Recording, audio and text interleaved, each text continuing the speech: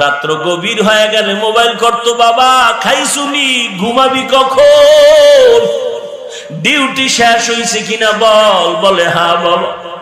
মা বলে বাবা তাড়াতাড়ি খাইয়া ল, সুন্দর করে গোসলটা কর। ছেলে কয় আম্মু তুমি খাইছুনি, আব্বা তুমি খাইছুনি। বলে তুই না খাওয়া পর্যন্ত আমাদের পেটে খানা যায় না রে বাবা।